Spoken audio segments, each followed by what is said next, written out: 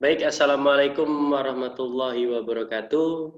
Waalaikumsalam warahmatullahi wabarakatuh. Waalaikumsalam warahmatullahi wabarakatuh. Yang saya hormati, saya Bapak Fuzi Babianto, ya, mungkin Bapak Ibu sudah kenal, ya. Pada kesempatan ini kita akan melaksanakan simulasi IHT. Mudah-mudahan simulasi IHT ini berjalan lancar. Tapi sebelum kita mulai, marilah kita berdoa dulu. Menurut agama dan kepercayaan kita masing-masing, saya minta Pak Edi Rianto yang memimpin doanya dulu. Baik, terima kasih Pak Puji yang telah memberikan saya memimpin doa. Sebelum kita mulai kegiatan pada malam hari ini, marilah kita berdoa menurut agama dan kepercayaannya masing-masing. Berdoa dimulai. Doa selesai. Saya kembalikan lagi kepada Pak Puji selaku pemateri pada malam hari ini. Baik, terima kasih Pak Edi telah memimpin doa. Ada Pak Sulaiman. Selamat malam Pak Sulaiman. Malam Nur Sehat, Laila Ma'rifah ini Bu, Pak. oh, yes, ya. Sehat Pak. Alhamdulillah sehat. Selamat malam Bu Ana, sehat Bu Ana? Selamat malam, sehat, puji Sehat. Tuhan. Ya, Memang harus kondisi sehat nih Bu, di dalam Ya. pandemi seperti ini. Baik, terima kasih Bapak Ibu. Di sini simulasi ini lebih banyak ke sharing ya Bapak Ibu ya.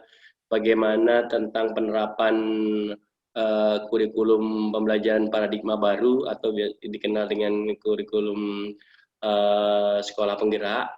Di sini materi yang akan saya sampaikan yaitu tentang literasi digital, di mana literasi digital ini sangat penting, bukan hanya zamannya saja, terlepas dari itu di musim pandemi ini memang sangat penting karena memaksa kita harus belajar dengan sistem jarak jauh. Baik, sebelum dilanjutkan, saya izinkan saya untuk share screen sebentar.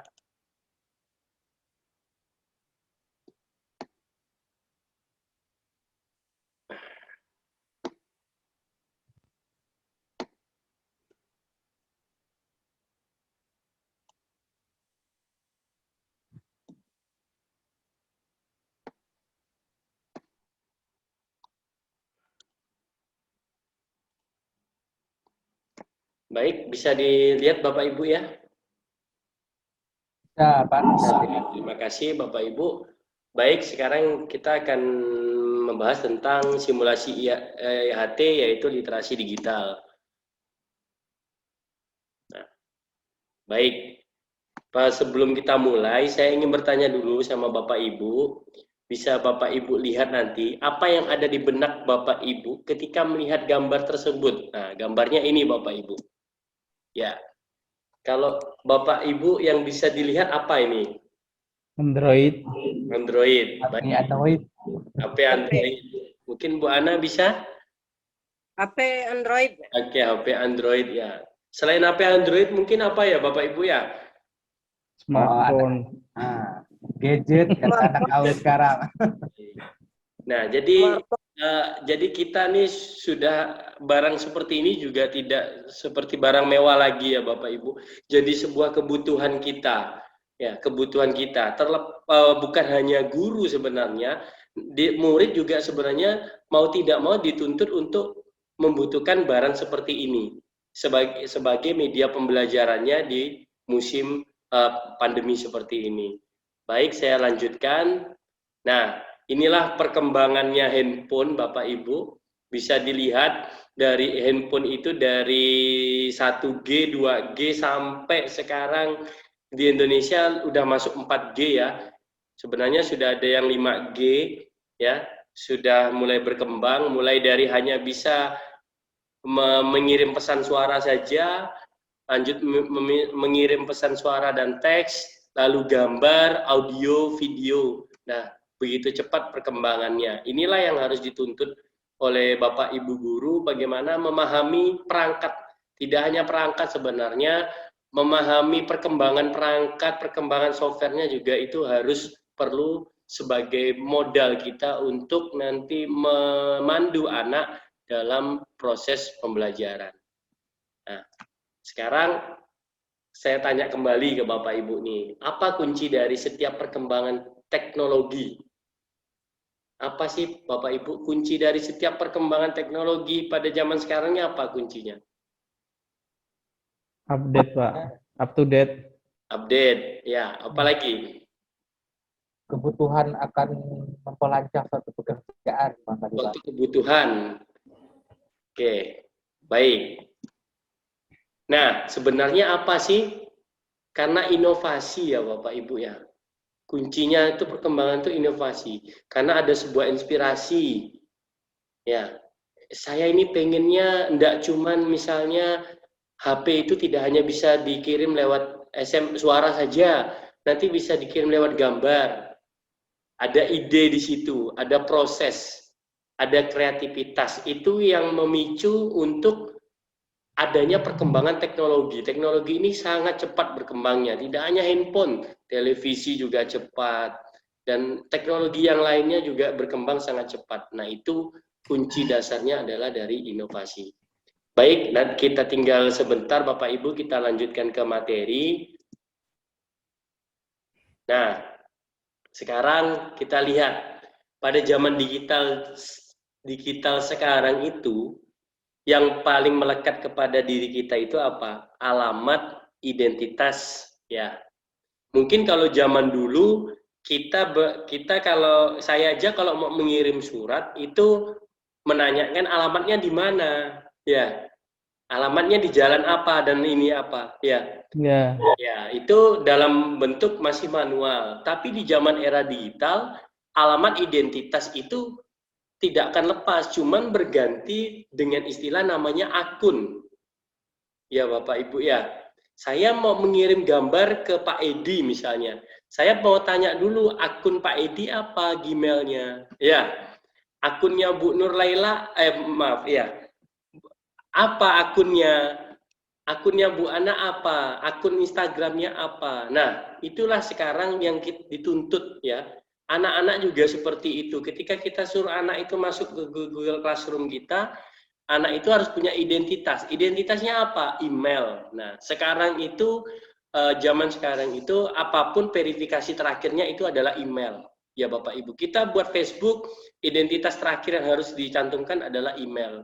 Nanti kalau ada kesalahan password dan lain sebagainya, itu nanti akan dimasukkan ke dalam email. Nah, itulah. Nah, kita lihat alurnya di sini ada perangkat teknologi dikirim, nanti diterima juga oleh perangkat teknologi. Ya. Nah, ini prosesnya dari HP 1 dikirim pesan atau paket nanti diterima oleh perangkat teknologi. Nanti diumpan balik lagi. Ada yang dibalas lagi. Alurnya seperti ini. Tetapi di tengah-tengah ini ada gangguan, noise, ya. Banyak ada gangguannya. Nah, sekarang apa sih Bapak Ibu gangguan pada TIK itu, teknologi informasi dan komunikasi itu? Yuk kita kenali gangguan, ya. Mana yang dapat kita kendalikan dan mana yang tidak dapat kita kendalikan. Nah, Bapak Ibu kan mungkin kita udah 2 tahun mengalami masa pandemi ini menggunakan mode daring. Apa sih Bapak Ibu yang Bapak Ibu rasakan apa yang dapat gangguannya? Apa yang dapat Ibu kendalikan dan mana yang tidak dapat Ibu kendalikan? Coba, saya mau tanya nih. Dari perangkat TIK yang Bapak Ibu gunakan, mana yang dapat Bapak Ibu kendalikan dan mana yang tidak dapat Bapak Ibu kendalikan gangguannya? Kalau tempat saya, Ya. untuk gangguan yang tidak dapat dikendalikan, ya salah satunya jaringan. Karena ada beberapa siswa kami yang ada di pelosok, Pak, jadi di ujung. Jadi untuk jaringan internet itu harus naik pohon dulu. Itu kalau untuk yang tidak dapat dikendalikan. Kalau yang dapat dikendalikan mungkin kendalanya adalah salah satunya adalah tugas siswa yang mungkin imbaknya seharusnya sudah ngumpul terus belum ngumpul baru kita proses gitu, Pak. Kalau menurut saya itu. Baik, terima kasih Pak Nur Laila. Jadi betul sekali Pak. memang kalau yang dapat dikendalikan tuh antara lainnya tugas yang dikirim. Mungkin kalau terhambat masih bisa kita lakukan dengan cara yang lain. Tetapi kalau udah namanya jaringan, ya kita mau bagaimana lagi? Memang dari perangkat TIK ketika kita berbicara online, hal yang pokok itu adalah kuota ya Pak ya. Ya Bapak Ibu ya, internet itu yang tidak bisa. Secanggih apapun perangkat kita, gadget kita, kalau udah internet yang tidak bisa tersambung itu tidak akan ada artinya.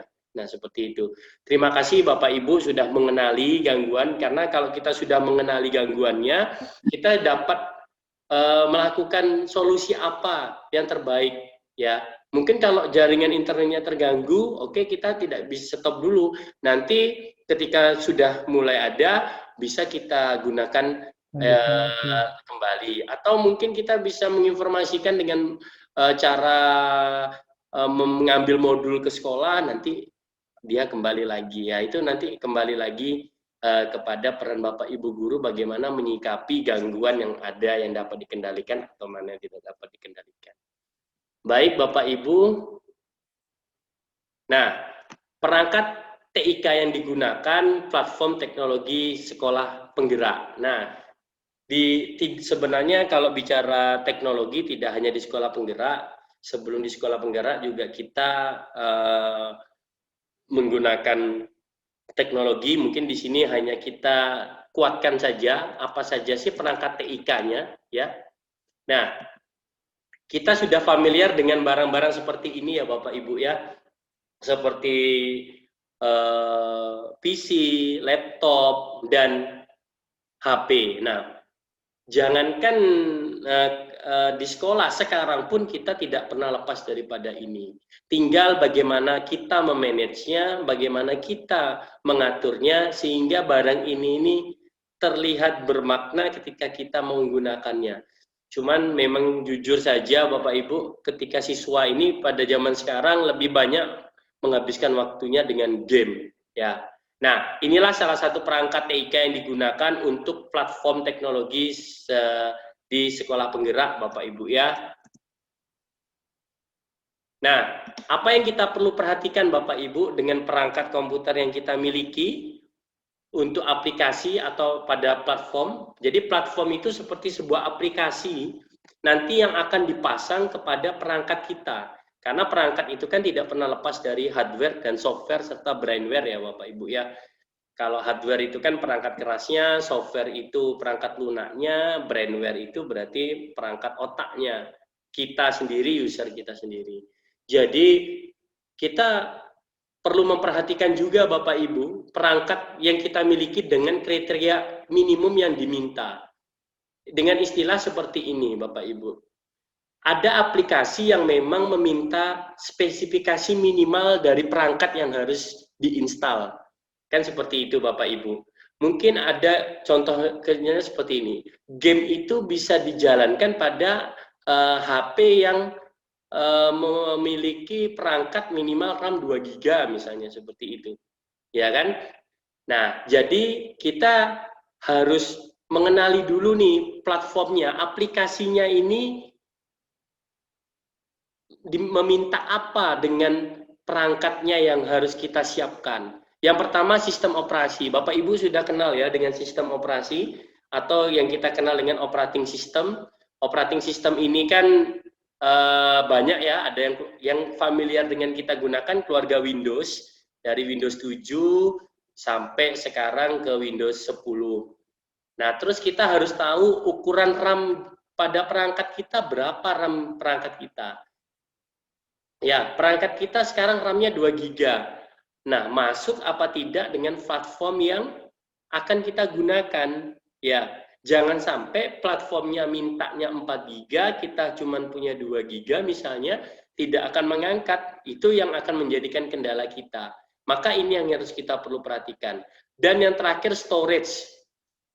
Storage itu penyimpanan. Saya Bapak Ibu harus mengganti gadget saya. Dulu gadget saya itu Samsung J2 Prime Bapak Ibu. Itu hanya kapasitasnya 1 GB.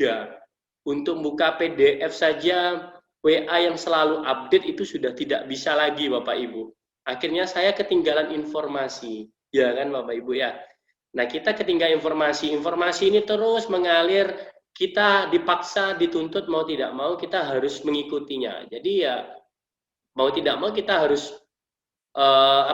mengikuti itu. Jadi mau tidak mau kita harus mengganti perangkat kita dengan spesifikasi platform yang memang dimintanya seperti apa. Nah, itu yang harus kita perhatikan Bapak Ibu dalam memasang platform. Ya, kalau aplikasi pembelajaran yang selama ini kita pakai sih tidak terlalu ya Bapak Ibu, karena berbasis web ya, seperti Google Classroom, itu juga tidak begitu besar untuk menggunakan perangkatnya. Baik, nah kalau kita tadi sudah berbicara tentang perangkat yang harus kita persiapkan, serta hardware-nya apa yang harus kita siapkan. Nah, kita harus juga punya strategi. Bagaimana strategi daring kita agar strategi kita itu berhasil di dalam anak-anak, diterima oleh siswa. Oh ya, objek kita di sini adalah siswa. Nah, strateginya ini yang saya namakan link. Ya, link. Saya singkat link. Ya, kalau link itu apa ya Bapak Ibu ya? Link. Link itu apa Bapak Ibu? Akses bukan ya Pak? Akses ya, ya. Link ya, seperti alamat ya Pak ya. Iya. Sebuah alamat ya. Oke, baik. Cuman di sini kita akan berbicara link itu apa? Link ini terdiri dari huruf L, I, N, K. Apa itu L? Nah, ini strategi daring ya Bapak Ibu. Apa itu L? L itu latihan. Dalam menerapkan sering daring, Bapak Ibu kita harus latihan. Ya. Dalam menerapkan proses pembelajaran daring, kita harus latihan. Bagaimana cara latihannya? Ya, adaptasi ritme belajarnya.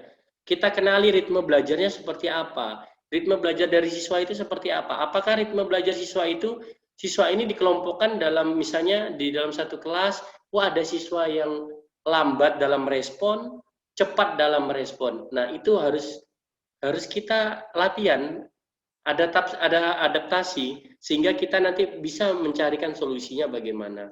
Terus eksplorasi ragam aplikasi. Kita harus mengeksplor, harus menjelajahi berbagai ragam aplikasi yang ada, tidak terfokus pada satu. Sehingga nanti kita menemukan apa sih gunanya aplikasi, Bapak Ibu. Aplikasi itu tujuannya itu berguna untuk memudahkan siswa. Bagaimana caranya kita semudah mungkin siswa itu mendapatkan materi dengan aplikasi yang sangat gampang. Kan siswa maunya seperti itu ya Bapak Ibu. Saya dulu pernah Bapak Ibu mencoba pertama kali pakai Google Classroom. Siswa ini banyak kesulitan. Akhirnya saya mengeksplor, akhirnya saya kembali lagi ke WA Bapak Ibu. Anak absen di WA, anak tugasnya kirim ke WA, nah itulah ya. Tetapi kita harus tetap mengeksplor bagaimana ragam aplikasi yang ada. Yang selanjutnya adalah latihan manajemen gadget. Ya, kita harus banyak latihan bagaimana manajemen gadget yang bagus, mengatur gadget itu, perangkat kita itu agar baik ya Bapak Ibu ya. Artinya bagaimana perangkat itu nanti siap digunakan. Nanti, misalnya hari ini kita jam 7 sudah mulai. Baterai kita sejak berapa ini pengaturan gadgetnya. Berarti kita harus ngecas dulu. Atau kita harus menyiapkan, misalnya hari ini Google Classroom. Berarti kita harus menyiapkan dulu absensinya. Ya, lewat gadget itulah kita manajemen. Yang selanjutnya L tadi ya Bapak Ibu, sekarang yang I. I itu apa? Inovasi. Nah, kita perlu dalam strategi daring kita berinovasi Bapak Ibu ya. Mengembangkan inspirasi. Bagaimana sih caranya agar pembelajaran itu sampai ke siswa? Ya, salah satu contohnya Kahoot ya Bapak Ibu. Nah, Kahoot itu bisa juga dijadikan sebuah inovasi untuk memberikan suatu soal soal harian dalam bentuk sebuah permainan, ya. Nah, itu salah satu contohnya Bapak Ibu. Jadi kita perlu banyak inovasi atau media pembelajaran yang lebih banyak ke videonya. Ya. Kalau kita kan SMK kan praktek ya Bapak Ibu. Banyak video-video yang memang kalau teks saya rasa anak-anak jenuh untuk membaca. Kalau video ya mungkin bisa diterapkan dengan aplikasi TikTok. Tetapi sekarang kan aplikasi TikTok banyak yang juga ke edukasinya ya Bapak Ibu ya, bertanya-tanya tentang pembelajaran dan lain sebagainya. Baik, selanjutnya ada N. N itu apa? Narasi. Nah, narasi ini terkait perencanaan, persiapan, proses, dan refleksi. Jadi Bapak Ibu juga harus bisa menampilkan narasi. Ya, narasi itu seperti sebuah teks ya yang memang dapat langsung diterima siswa dengan gampang. Ya. Baik mungkin narasi dalam bentuk video dan lain sebagainya agar dapat tersampaikan. Yang selanjutnya ada yang terakhir K, komunikasi. Ini yang paling penting Bapak Ibu, komunikasi. Hal yang sangat krusial baik dalam proses pembelajaran dengan peserta didik. Nah, daring ini Bapak Ibu, kalau tanpa komunikasi itu rasanya tidak akan berjalan. Komunikasi itu berarti ya udah pasti dua arah ya Bapak Ibu ya. Tetapi saya kadang kesal Bapak Ibu, kalau di grup kita menyampaikan informasi tugas, cuman anak tidak membalas, ya kan? Jadi komunikasinya sepertinya terputus nih. Tetapi lihat di message infonya anak itu membaca. Nah itu kan kesal kadang Bapak Ibu ya. Jadi anak tidak merespon. Jadi tidak ada komunikasi ini ternyata tidak hidup. Nah bagaimana kita belajar komunikasi ini? Nah, berarti ya kita harus memahami karakteristik peserta didik kita. Oh, anak ini baca tapi tidak mau ngerespon. Berarti ada kalau saya agak saya kerasin sedikit Bapak Ibu dalam kata-kata. Ya, kalau tidak mempan lagi saya japri.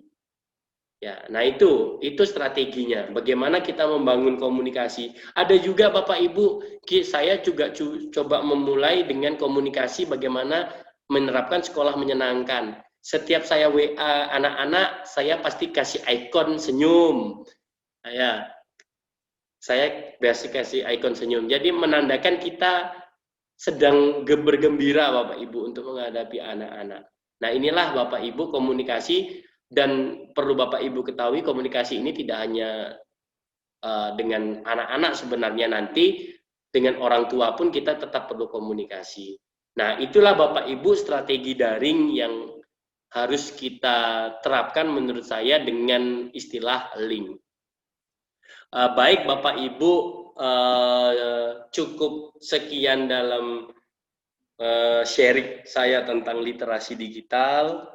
Mungkin sebelum saya akhiri, ada Bapak Ibu yang ingin memberikan masukan atau pertanyaan, satu saja untuk saya, silakan Bapak Ibu untuk mereview apa yang saya inikan, atau Bapak Ibu ingin nambahkan silakan.